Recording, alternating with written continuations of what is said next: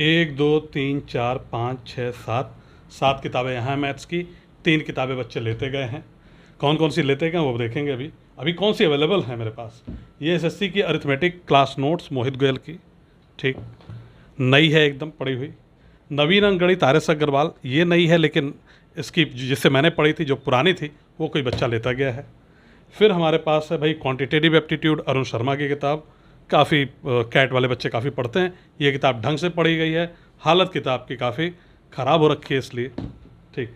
इसके बाद आपको दिखेगी राकेश यादव की बुक, ये भी काफ़ी ढंग से की गई है, एकदम जर्जर अवस्था में है किताब, फट चुकी है पूरी तरह से, ठीक है, हालत ख़राब है इसकी, ठीक। खैर, इसके बाद आती है भाई हमारे पास जो है मैथ्स है अविनाश शर्मा की, किसी को चाहिए होगी तो कमेंट सेक्शन में बता देना, ठीक। ये भी एकदम नई पड़ी हुई है। इसके बाद क्वांटिटेटिव एप्टीट्यूड सर्वेश वर्मा की, ठीक हालत में है, बहुत ही एक्सटेंसिवली नहीं पढ़ी थी मैंने, बट इससे मैंने एडवांस के क्वेश्चंस किए थे, ठीक है, राइट। तो ये हो गई एक। और इसके बाद एक किताब आई थी मार्केट में ब्रह्मास्त्रा के नाम से, तो ये किताब है, ठीक। ये 7 हो गई। और 3 फेमस किताबें, जैसे कि मुझे जो लगता है जो बच्चे मैंने रिकमेंड किया बच्चे ही लेते गए मेरी ही किताब, वो थी किरण पब्लिकेशन की बुक, एक लूसेंट की किताब लेते गए, लूसेंट की भी आती है मैथ्स की किताब, वो लेते गए, और एक रुक्मिणी पब्लिकेशन हिंदी में आती है तो वो लेते गए।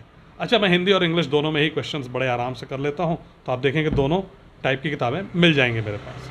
खैर, ढेर सारी किताबें आपको दिख रही होंगी जो बिल्कुल नहीं हैं। कौन कौन सी हैं वो, ये अविनाश शर्मा की किताब ब्रह्मास्त्रा, ठीक। इसके बाद है मोहित गोयल की। ये तीनों किताबें मैंने करने की कोशिश की, लेकिन मुझे लगा कि वो फ्लो, वो पेडागॉजी मिसिंग है।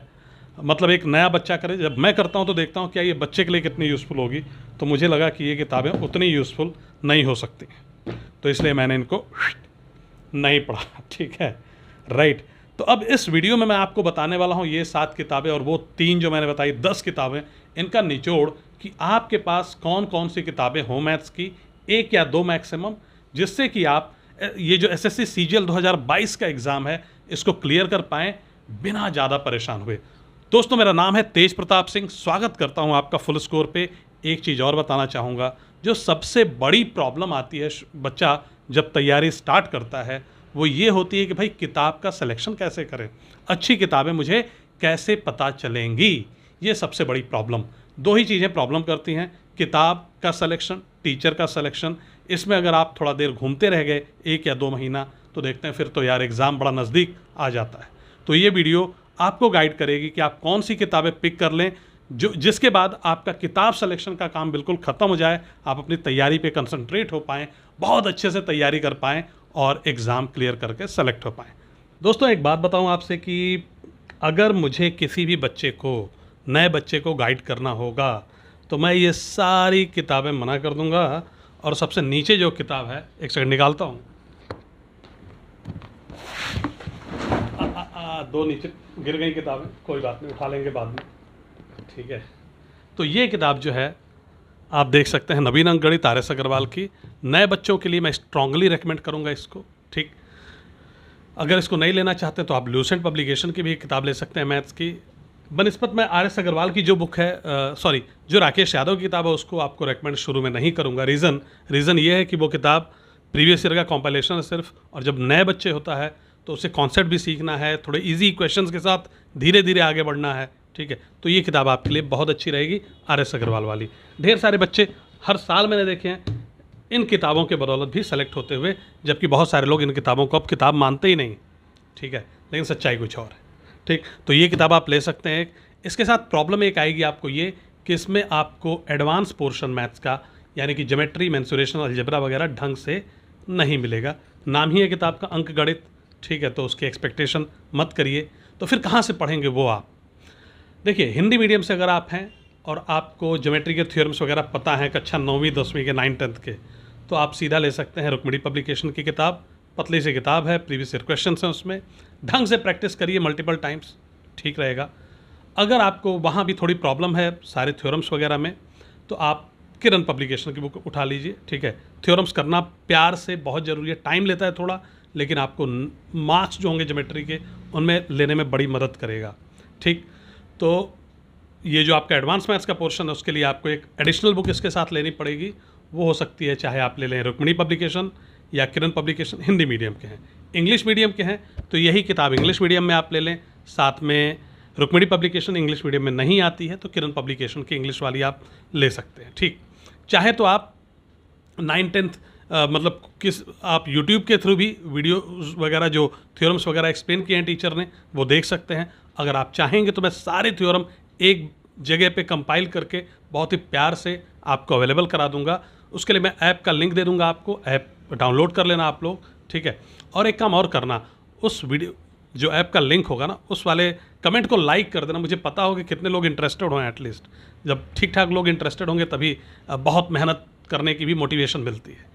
खैर, तो ये बात हो गई आपको इस तरह ये किताब की बात, मतलब किताब ज़्यादा नहीं लेनी। RS अग्रवाल के अलावा ये जितनी इधर उधर की किताबें आपको सुनने में आएंगी कोई किताब नहीं लेनी, ठीक। 2 किताबें अनफ होंगी, सिर्फ किरण पब्लिकेशन भी अनफ हो सकती है।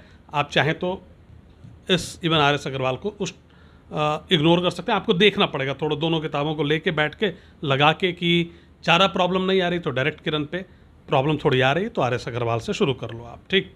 क्या अंक गणित और एडवांस मैथ्स वो तो आप ऑब्वियसली आपको किरण पब्लिकेशन से ही करना पड़ेगा, ठीक। ये हो गई बात किताबों की। अब कैसे करनी है तैयारी, उस पे आते हैं।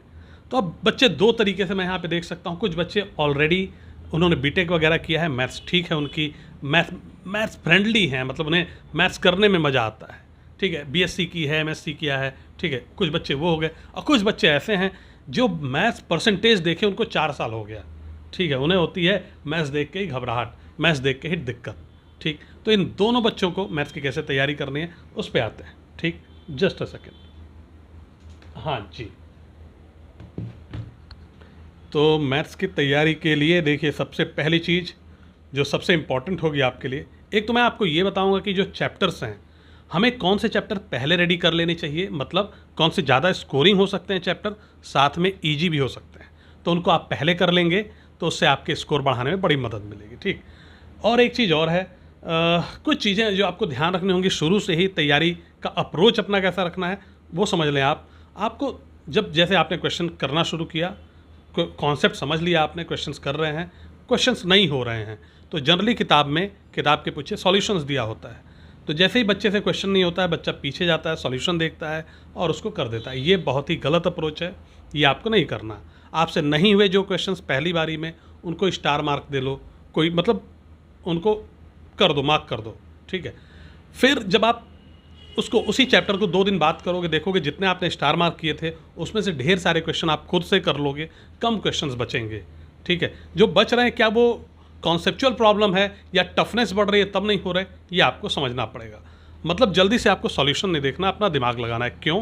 क्योंकि एग्ज़ाम में ऐसा नहीं है कि किसी एक किताब से क्वेश्चन आएंगे, ठीक है, या मतलब कभी भी वेरिएशन आ सकता है क्वेश्चन में, और जब आपकी अपनी आदत होगी क्वेश्चन को खुद से ढंग से करने की तभी आप एग्ज़ाम में उसको कर पाएंगे, ठीक है। तो इसलिए आपको खुद से भी वो पेन उठाना है, नए नए क्वेश्चंस के साथ, उनके साथ टाइम स्पेंड करना है। उनके साथ जो आप टाइम स्पेंड कर रहे हो वो वेस्टेज ऑफ टाइम बिल्कुल नहीं है, वो आप बहुत अच्छी जगह इन्वेस्ट कर रहे हो, ठीक। वही आपको सफलता दिलाएगी मैथ्स में, ठीक। खुद का दिमाग लगाना है आपको, कॉन्सेप्ट सीखना है rather than doing a lot of questions. पहले कॉन्सेप्ट सीखिए फिर क्वेश्चन पे आना है, ठीक। और क्वेश्चन की प्रैक्टिस खूब करनी है। देखिए 2 चीज़ें मैथ्स में बड़ी इंपॉर्टेंट हैं, एक एक्यूरेसी, मतलब आप सही कर रहे हैं, दूसरा स्पीड, बहुत तेज़ी से कर रहे हैं। अगर ये 2 काम आप कर सकते हैं तो आपका सिलेक्शन SSC CGL में या CHSL कोई भी एग्ज़ाम हो कोई नहीं रोक सकता, ठीक है। ये दोनों चीज़ें कैसे आएंगी, तो सही करने के लिए आपको कॉन्सेप्ट पे, कोर पे बहुत तगड़ी अंडरस्टैंडिंग होनी चाहिए, और स्पीड से करने के लिए आपकी उसी चीज़ की प्रैक्टिस बहुत होनी चाहिए। बात समझ रहे हैं? ये 2 चीज़ें आपको करनी है। अब आते हैं दोस्तों चैप्टर्स पे कि कौन से चैप्टर पहले कर लिए जाएं, जो मतलब ज़्यादा स्कोरिंग हो सकते हैं उनको पहले हम कर लेते हैं, थोड़े जो लेस स्कोरिंग रहेंगे उनको हम बाद में कर लेंगे। तो उस हिसाब से मैंने कुछ ब्लॉक्स रेडी किए हैं आपके लिए। मैंने नहीं रेडी किए, ब्लॉक ही है मुझे लगता है, ठीक। जैसे अगर मैं बात करूँ, सबसे पहले आप कौन सा चैप्टर करेंगे, आप करेंगे ratio and proportion, mixture and alligation और पार्टनरशिप। ये 3 का एक पूरा ब्लॉक बनता है, ratio, proportion, mixture, alligation, partnership का। इसके बाद आपकी रेशियो की अंडरस्टैंडिंग बहुत अच्छी हो जाएगी, क्योंकि जो पार्टनरशिप चैप्टर है वो भी रेशियो ही आपको सिखाता है। जब आपने रेशियो पे अच्छी कमांड बना ली, फ्रैक्शंस पे अच्छा कमांड बन गया, फिर आप सीधा आए परसेंटेज वाले ब्लॉक पे। तो आपको करना होगा percentage, profit and loss account, sorry profit and loss, साथ में डिस्काउंट एक चैप्टर है, उसी का मतलब पार्ट है। इसके बाद सिंपल इंटरेस्ट और कंपाउंड इंटरेस्ट देखेंगे। ये सभी चैप्टर जो हैं ये परसेंटेज की बात करते हैं। जब भी प्रॉफिट या लॉस आप कैलकुलेट करते हैं, परसेंटेज दिया होता है, इतना परसेंट प्रॉफिट हुआ। सिंपल इंटरेस्ट, कितने परसेंट ब्याज आपकी दर दी होती है आपको, है ना, रेट ऑफ इंटरेस्ट दिया होता है। कंपाउंड इंटरेस्ट में भी सेम चीज़ होती है, आप कैलकुलेट करते हैं। मतलब कहीं ना कहीं परसेंटेज इन 5 चैप्टर्स के साथ इन्वॉल्व है।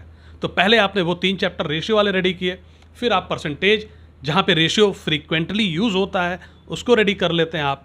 तो आपका ये वाला एरिया जो है रेशियो प्लस परसेंटेज का ब्लॉक बहुत अच्छे से रेडी हो जाता है, जहाँ से आपको डेफिनेटली एग्जाम में बहुत सारे क्वेश्चंस मिलेंगे।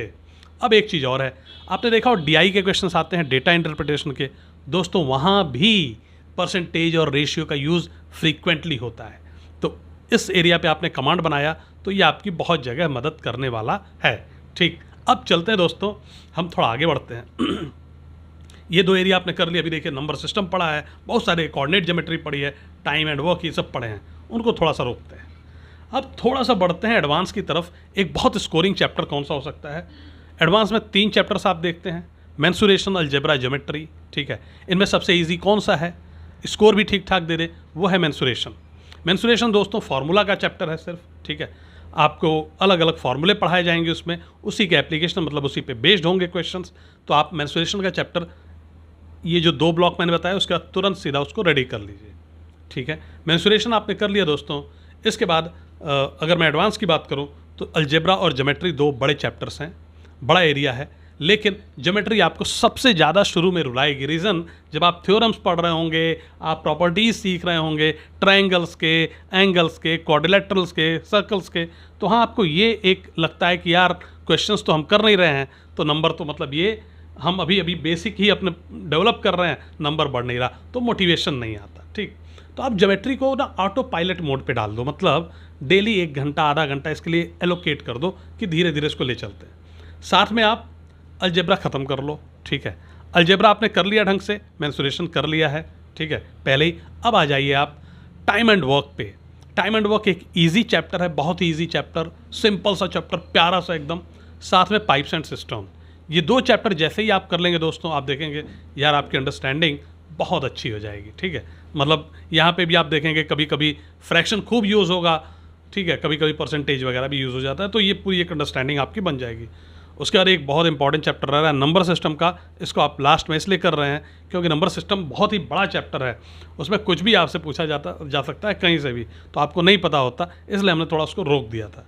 ठीक, इधर आपकी धीरे धीरे ज्योमेट्री रेडी हो रही है, रिवाइज भी कर रहे हैं आप। ठीक है, और तब तक आप ज्योमेट्री की थ्योरी निपटा लेते हैं, फिर उसके क्वेश्चंस पे टूट पड़ना है आपको। अब कुछ इंपॉर्टेंट पॉइंट्स दोस्तों, वो कौन सी चीज़ें होंगी जो आपको सिलेक्शन कराने में बड़ी मदद करेंगी। ठीक, एक बहुत सीमित किताबें, 2 किताबें, 1 से 2 किताबें, बहुत इंपॉर्टेंट चीज़ पहली। दूसरा, मल्टीपल रिवीजन बहुत इंपॉर्टेंट रहेगा। मल्टीपल रिवीजन मतलब कितनी बार? कम से कम 5 बार। जी हाँ, कम से कम 5 बार आपको रिवाइज करना है, जिससे कि आप मतलब कॉन्सेप्ट आपके एकदम आत्मा में आ जाए। 5 बार में भी वो आत्मा में नहीं आ पाता। ठीक है, तो आप जितनी बार रिवाइज कर सकते हो उतना रिवाइज करना है आपको। ठीक, और आपको जैसे ढेर सारे ऐप्स पे, जैसे बायजूस एग्ज़ाम प्रेप है, वहाँ पे क्विजेस मिलते हैं। ठीक है, तो क्विजेस वगैरह आप देते रहिए, जिससे कि आपकी जैसे जो टॉपिक आपने प्रॉफिट एंड लॉस कर लिया, परसेंटेज कर लिया, तो उसके क्विजेस दीजिए आप, उससे आपकी अंडरस्टैंडिंग बहुत अच्छी होती रहेगी। ठीक है, और तो ये चीज़ें आपको फॉलो करना बहुत ज़रूरी है, मतलब क्विजेस देना है आपको, इस तरह आपको रिवाइज करते रहना है चैप्टर। फ्रीक्वेंट रिवीजन बहुत ज़रूरी है। साथ में जब आपका सिलेबस 50-60% कवर अप हो जाए, तब आपको आ जाना है मॉक टेस्ट पे। मॉक टेस्ट आपकी सिलेक्शन में बहुत मदद करते हैं, उनके बिना सिलेक्शन की कल्पना करना मुझे लगता है कि बहुत मुश्किल है। लोग सेलेक्ट होते हैं, टॉप भी करते हैं, लेकिन वो रेयर होते हैं, वो अलग अलग एग्ज़ाम्स की पहले से तैयारी कर रहे होते हैं। ठीक है, तो आप अगर नहीं कर रहे ऐसा, तो आपके लिए मुश्किल होगी। ठीक, तो इस तरह धीरे धीरे आप तैयारी करते जाइए, आप देखेंगे कि स्लो एंड स्टडी आप पढ़ते चले जाएंगे बिना डिस्ट्रैक्ट हुए इधर उधर, और कब जब रिजल्ट आएगा प्री का, तो आपका नाम होगा उसमें। ठीक है, एक बहुत बड़ी खुशी होगी आपके लिए, और आपके दोस्त क्या कहते रहे होंगे, ये तो सबसे कम पढ़ता था फिर भी सेलेक्ट हो गया। क्योंकि आपने एकदम शार्पनेस के साथ पढ़ा, उतना ही पढ़ा जितना ज़रूरी था, मोस्ट इंपॉर्टेंट को सबसे पहले कवर किया। तो इन चीज़ों का ध्यान रखिए, छोटी छोटी चीज़ों का, ठीक है। अब आते हैं कुछ और चीज़ें हैं, जैसे कि मैं बात करूं आपसे, स्पीड बड़ी मैटर करती है ना। तो स्पीड ऑब्वियसली प्रैक्टिस से आएगी। इसके अलावा टेबल्स अगर भूल गए आप लोग 20 तक के टेबल्स, पहाड़ा 20 तक के, तो वो डेफिनेटली बहुत जल्दी याद करिए, ठीक है। लिख के कैसे लिखना है, 19 से स्टार्ट करिए और 13 तक लिखिए, यहीं तक आपको प्रॉब्लम होगी, है ना। इससे नीचे प्रॉब्लम है तो फिर तो भगवान के भरोसे हैं आप, ज़्यादा मेहनत करने की ज़रूरत है, ठीक। तो टेबल्स आपके 20 तक याद होने चाहिए, 30 वगैरह तक याद करने की कोई ज़रूरत नहीं है। अब बात करते हैं दोस्तों, इसके बाद स्क्वायर्स आपको याद होने चाहिए कहाँ तक, तो स्क्वायर्स 40 तक याद होने चाहिए, ठीक है। क्यूब्स भी आपको 20 तक 20 तक याद होने चाहिए, ठीक है। इतनी चीज़ें याद रखिए, स्क्वायर रूट छोटे छोटे 2 का कितना है, स्क्वायर रूट 3, 5, ये सब याद रखिए, एनफ है आपके लिए, ठीक है। बहुत ज़्यादा मेहनत करने की ज़रूरत नहीं पड़ेगी। और दूसरी चीज़ ये है कि स्पीड कैसे आएगी ये समझना बहुत ज़रूरी है। देखिए स्पीड आप सोचते हैं कि ट्रिक्स से आ जाएगी, शॉर्टकट टेक्निक्स, ये तमाम चीज़ें सेलेक्ट करा देंगी, ये तब आती हैं काम जब आपको मैथ्स पे बहुत अच्छी पकड़ है, मतलब आपने एकदम तगड़ा वो बना रखा है, फिर वहाँ से वो काम करती हैं, वो शुरू से काम नहीं करती। ये वैसे ही है जैसे कि आप एक बाइकर हो, बाइक चलाते हो, अभी अभी आप सीखे और 100 की भगाओगे स्पीड से तो क्या होगा, आप गिर जाओगे, है ना। तो सेम चीज़ है दोस्तों, आपको स्पीड बढ़ाने के लिए पहले गाड़ी पे कमांड तो बनाना पड़ेगा, ठीक है। सो पढ़ते रहिए, मैं आपको बताता रहूँगा कैसे आपको स्पीड बढ़ानी है, क्या करना है, वो सारी चीज़ें, ठीक है। Thank you everyone, keep studying, keep enjoying, bye.